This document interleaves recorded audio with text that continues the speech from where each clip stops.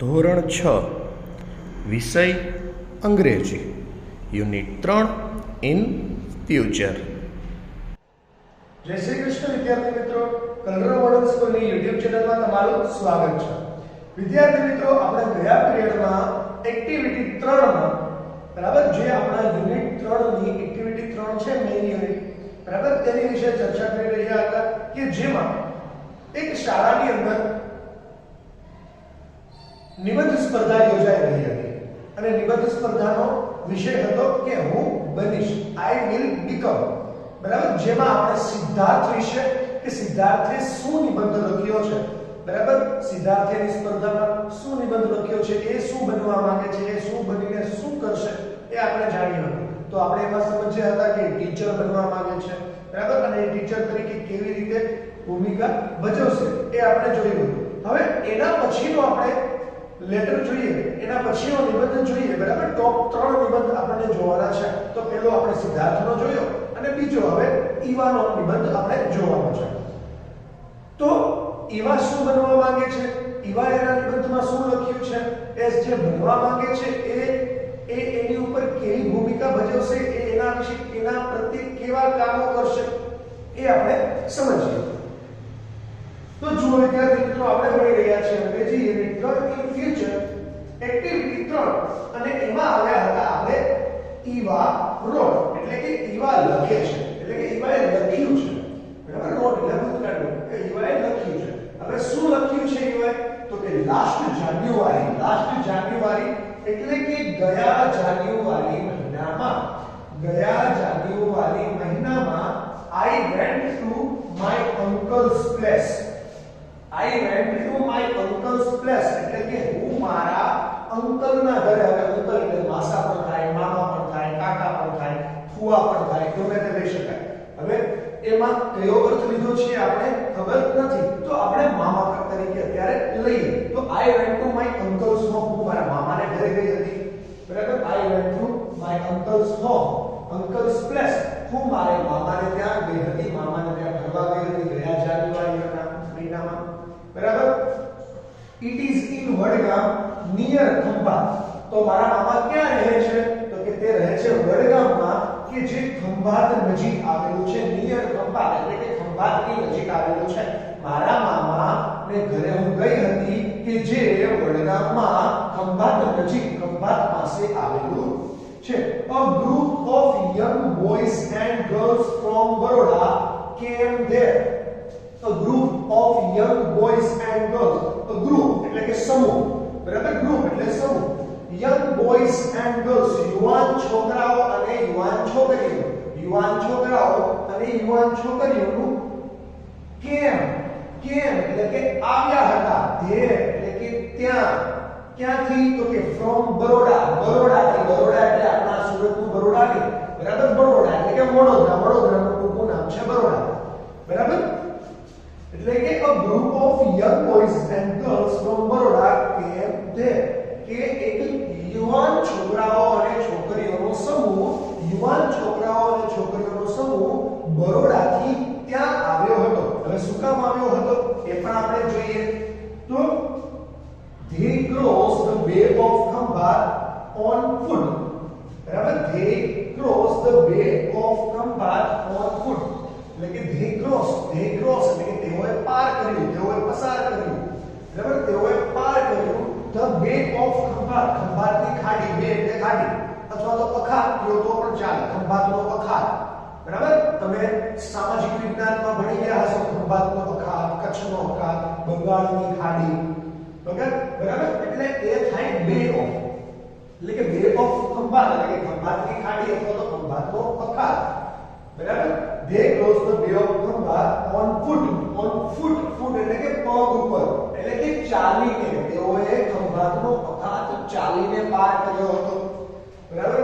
they crossed the bay of Khambat on foot, તેઓએ ખંભાતનો અખાત ચાલીને પાર કર્યો હતો when there was no tide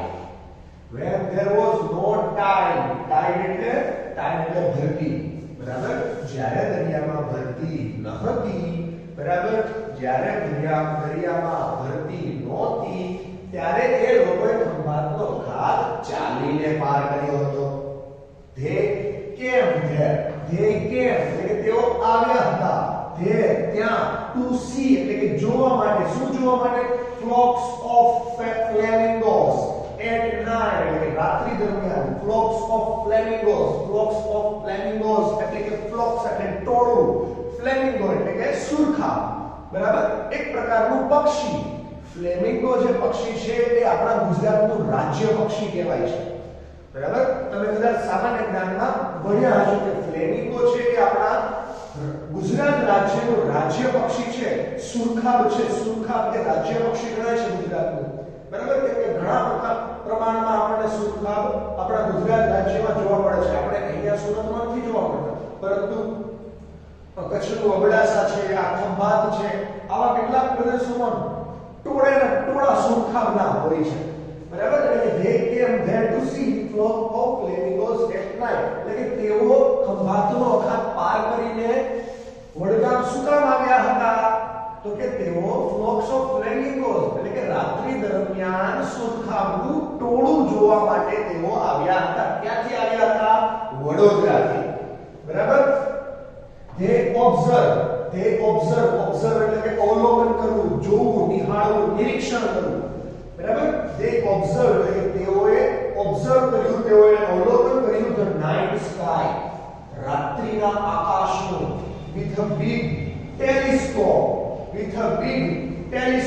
એટલે કે મોટા ટેલિસ્કોપ વડે એટલે રાત્રિનું આકાશ જોયું. બરાબર? એટલે કે આકાશમાં કયો તારો ક્યાં છે ટેલિસ્કોપ થી તમને ખબર છે કે ટેલિસ્કોપ થી આપણે દૂરની વસ્તુઓ નજીક જોઈ શકીએ છીએ, અથવા દૂરની વસ્તુઓ સરળતાથી જોઈ શકીએ છીએ. બરાબર? ટેલિસ્કોપ યંત્રની મદદથી. તો તેઓએ શું કર્યું કે they observed the night sky with a big telescope. they observed the night sky with a big telescope. તેઓએ મોટા ટેલિસ્કોપ વડે રાત્રિના આકાશનું નિરીક્ષણ કર્યું. Dhavalbhai was the organizer of the trip. Dhavalbhai was the organizer of the trip. એટલે કે આ જે ટ્રીપ હતી, આ જે છોકરાઓ છોકરીઓ બધા જે પ્રમાણે આવ્યા હતા પ્રવાસમાં, બરાબર? આ જે પ્રવાસ હતો નાનો, બરાબર, એના ઓર્ગેનાઇઝર એટલે કે આયોજક. બરાબર? આ પ્રવાસનું આયોજન કરનાર આયોજક.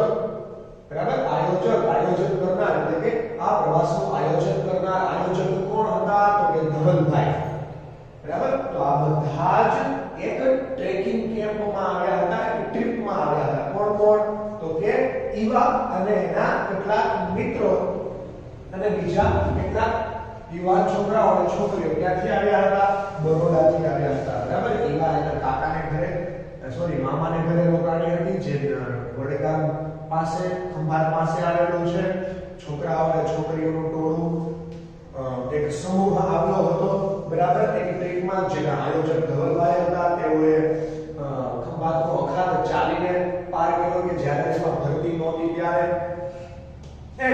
તેઓ શું જોયું? તેઓ ત્યાં સુરખાબનું ટોળું જોવા માટે આવ્યા હતા. તેઓએ રાત્રિ દરમિયાન ટેલિસ્કોપ વડે આકાશનું નિરીક્ષણ પણ કર્યું. આ ટ્રીપના આયોજક ધવલભાઈ હતા.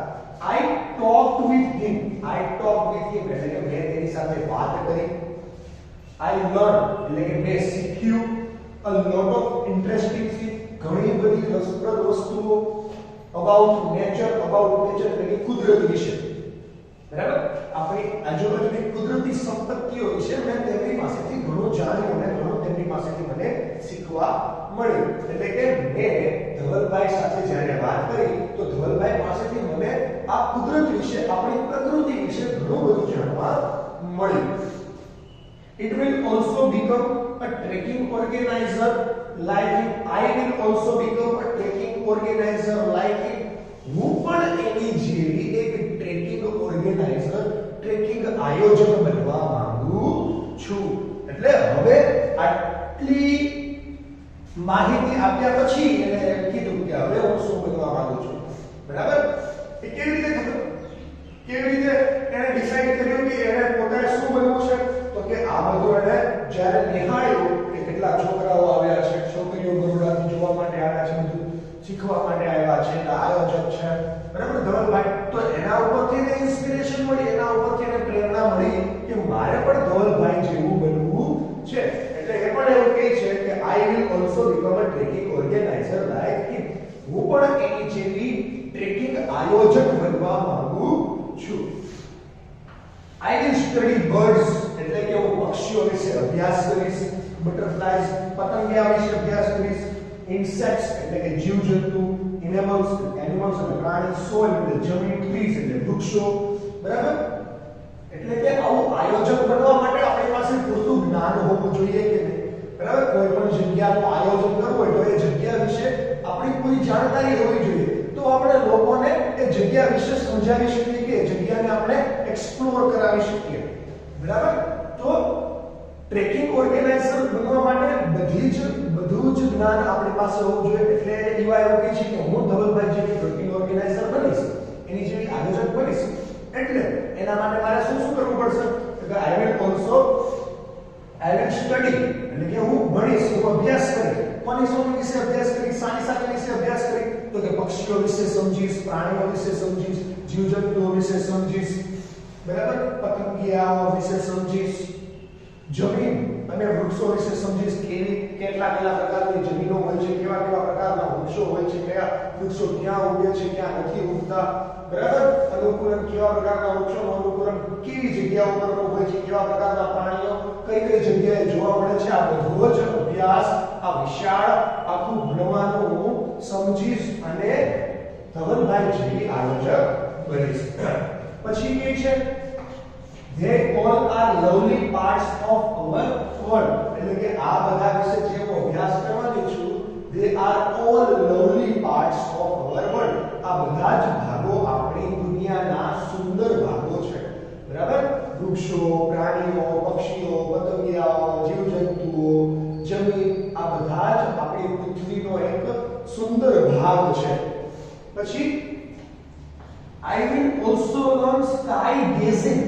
I will also learn sky gazing. I will also learn હું એ પણ શીખીશ. શું? sky gazing. gazing એટલે નિહાળવું, જોવું. બરાબર? અને sky એટલે આકાશને જોવાનું હું શીખીશ. આકાશને જોવાનું હું શીખીશ એનો મતલબ શું? આમ આકાશને જોતું રહેવાનું? નહીં, આકાશને જોતું રહેવાનું એનો મતલબ એમ નથી કે આકાશને જોવાનું આપણને આવડે. આકાશને જોતા શીખવું એનો મતલબ એમ કે તારાઓ, બરાબર, આકાશમાં રહેલા ગ્રહો વિશે અભ્યાસ કરવો. કયો ગ્રહ ક્યારે ક્યાં જોવા મળશે એનું જ્ઞાન લેવું. બરાબર? કયો તારો કે દિવસ ચમકશે ને કે દિવસ નહીં ચમકે. ધ્રુવનો તારો જેમ કે હંમેશા ઉત્તરમાં જ રહે છે, બીજા તારાઓ ક્રિયા કરે છે, તો કયો તારો કઈ જગ્યાએ ફરશે એ બધો અભ્યાસ કરવો. બરાબર?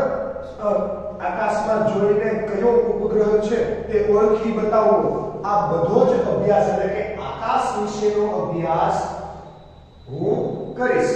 બરાબર? હું શીખીશ. આકાશ જોતા હું શીખીશ.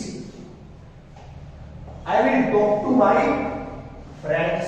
હું મારા મિત્રો સાથે વાત કરીશ. And we will make a group. અને પછી અમે એક ગ્રુપ બનાવશું, અમે એક સમૂહ બનાવશું, સમુદાય બનાવશું. At first, શરૂઆતમાં we will find out the beautiful place. We will find out the beautiful place એટલે કે અમે સુંદર જગ્યાઓ શોધી કાઢીશું. In Gujarat only. ગુજરાતમાં માત્ર. એટલે કે શરૂઆતમાં બરાબર, જ્યારે આપણે આવું ગ્રુપ બનાવશું, જ્યારે હું થોડુંક આયોજક બનવા માટે એકદમ અભ્યાસ કરી લઈશ બધો. બરાબર? જ્યારે હું આયોજક બનવાનું સ્ટાર્ટ કરી દઈશ, મારો બિઝનેસ ચાલુ કરી દઉં, બરાબર, હું મારું કામ ચાલુ કરી દઉં, ત્યારે અમે શરૂઆતમાં ગુજરાતની અંદર જ કેટલાક એવા સુંદર જગ્યાઓ છે એનો અભ્યાસ કરીશું અને ત્યાં અમે ટ્રીપ ગોઠવીશું. બરાબર? અમે નવા ગુજરાતની અંદર નવી જગ્યાઓ શોધી કાઢીશું કે જ્યાં લોકો બહુ જ ઓછા ગયા હોય, કે જે સુંદર જગ્યા તો છે પરંતુ લોકોને ખબર નથી કે એ જગ્યા ફરવા લાયક છે. બરાબર? ધવલભાઈ told me કે ધવલભાઈ મને કહ્યું હતું કે once you come in contact with nature, કે જો એક વખત તમે પ્રકૃતિના સંપર્કમાં આવી ગયા, જો પ્રકૃતિના સંપર્કમાં તમે આવી ગયા તો you will love it more.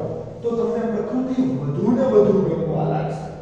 બરાબર? તમે એક વખત પ્રકૃતિના સંપર્કમાં આવી ગયા, એની વિશે અભ્યાસ કરવા લાગ્યા, એની વિશે બધું જાણવા લાગ્યા અને તમને હજી વધુ ને વધુ નવું જાણવાની ઉત્સુકતા વધશે, એટલે કે તમને હજુ વધુ ગમવા લાગશે, પ્રકૃતિ વધુ સુંદર લાગવા લાગશે. he also said, એટલે કે તેમણે એવું પણ કહ્યું હતું કે this is a very good work.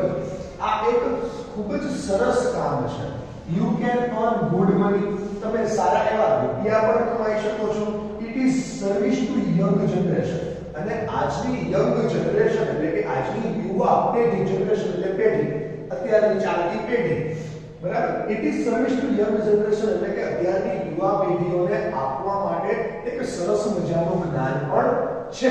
It will make your life thrilling. It will make your life thrilling એટલે કે આ વસ્તુ છે, આ કામ છે કે તમારી લાઈફને, તમારા જીવનને એકદમ રોમાંચિત કરી નાખશે. તમારા જીવનને એકદમ રોમાંચિત કરી નાખશે. The name of my organization will be, જ્યારે હું મારી સંસ્થા ચાલુ કરીશ, ઓર્ગેનાઇઝેશન એટલે સંસ્થા, કે જ્યારે હું મારી સંસ્થા ચાલુ કરીશ ત્યારે એનું નામ શું હશે? The name of my organization will be, મારી સંસ્થાનું નામ હશે Together with Nature. પ્રકૃતિને સંગાથ, પ્રકૃતિની સાથે. Together with Nature. Together એટલે સંગાથ અથવા તો સાથે, ભેગા, બરાબર. with nature એટલે કે પ્રકૃતિ સાથે, બરાબર. પ્રકૃતિને સંગાથ. we એટલે કે અમેમાં કોણ? તો કે my friends and I, મારા મિત્રો અને હું. will organize, આયોજન કરીશું. trips to different parts of Gujarat, કે અમે એટલે કે હું અને મારા મિત્રો ગુજરાતના જુદા જુદા ભાગોની ટ્રીપ ગોઠવીશું, પ્રવાસ ગોઠવીશું, પ્રવાસનું આયોજન કરીશું. હવે જુદા જુદા ભાગો એટલે કેવા ભાગો? જેમ કે રતન મહેલ, જંબુ ઘોડા, દ્વારકા, બરાબર. રતન મહેલ, જંબુ ઘોડા, દ્વારકા એવા અલગ અલગ જગ્યાઓના અમે પ્રવાસો ગોઠવીશું અને તેમના આયોજન કરીશું. I hope all of you will join us. મને આશા છે કે તમે બધા જ અમને જોડાશો and will enjoy your life. અને તમારી લાઈફ ને તમારા જીવનની મજા માણશો, બરાબર છે. તો આવું બધું એવાએ લખ્યું હતું કે તે એક ટ્રેકિંગ ઓર્ગેનાઇઝર બનવા માંગે છે, બરાબર. શું હતો કે તેઓ ભવિષ્યમાં શું બનવા માંગે છે એના વિશે એમણે નિબંધ લખવાનો હતો. તો એણે લખ્યું કે હું એક ટ્રેકિંગ ઓર્ગેનાઇઝર બનવા માંગુ છું. શરૂઆતમાં એણે કીધું કે આ ટ્રેકિંગ ઓર્ગેનાઇઝર બનવાની પ્રેરણા મને ધવલભાઈ પાસેથી મળી, કેમ કે હું જ્યારે મારા મામાને ઘરે ગઈ હતી ત્યારે ત્યાં યુવાન છોકરાઓ અને છોકરીઓનું ટોળું આવ્યું હતું, સમૂહ આવ્યો હતો, બરાબર. તેઓ આવું બધું કરી રહ્યા હતા, એટલે મને એમાં રસ જાગ્યો કે ત્યાંના આયોજક જે હતા ધવલભાઈ, એમની સાથે મેં વાત કરી તો મને પ્રકૃતિ વિશે ઘણું બધું જાણવા મળ્યું. એટલે એની ઉપરથી મને પ્રેરણા મળી કે મારે ટ્રેકિંગ ઓર્ગેનાઇઝર બનવું છે. અને પછી મેં નિશ્ચય કરી લીધો, બરાબર. પછી મેં ઠાની લીધું, મારો ગોલ મેં નક્કી કરી લીધું કે હવે મારે ભવિષ્યમાં મોટા થઈને ટ્રેકિંગ ઓર્ગેનાઇઝર બનવું છે. હવે ટ્રેકિંગ ઓર્ગેનાઇઝર બનવા માટે હું શું કરીશ? તો કે પ્રાણીઓ, પક્ષીઓ, જીવજંતુઓ, જમીનો, વૃક્ષો વિશે અભ્યાસ કરીશ, બરાબર. સ્કાયને પારખવાનું એટલે કે આકાશને પારખવાનું, આકાશને ઓળખવાનું, આકાશને જોવાનું શીખીશ, બરાબર. આવું ઘણું બધું શીખીશ. પછી ધીમે ધીમે શું કરીશ? પછી જેમ જેમ હું બધો અભ્યાસ કરતી જઈશ, જેમ જેમ મને બધું જ્ઞાન મળતું જશે, એમ ટ્રેકિંગ ઓર્ગેનાઇઝરનું કામ ચાલુ કરી દઈશ. હું અને મારા મિત્રો એક ગ્રુપ બનાવશું અને પછી ગુજરાતના જુદા જુદા ભાગો વિશે અભ્યાસ કરીશું, પછી ત્યાંનો અમે પ્રવાસનું આયોજન કરીશું અને લોકોને ફરાવશું અને આવી રીતે ટ્રેકિંગ ઓર્ગેનાઇઝર હું બનીશ. ટ્રેકિંગ ઓર્ગેનાઇઝર બનીને પણ એ કેવા કામો કરશે એ પણ આપણે જાણીએ, બરાબર છે. તો આટલા માટે આજના દિવસ પૂરતું આપણે રાખીએ છીએ, બરાબર છે. આવતી કાલે એટલે કે આવતા પીરિયડમાં આપણે હજી એક ત્રીજો નિબંધ છે તેના વિશે અભ્યાસ કરીશું, બરાબર છે. Thank you.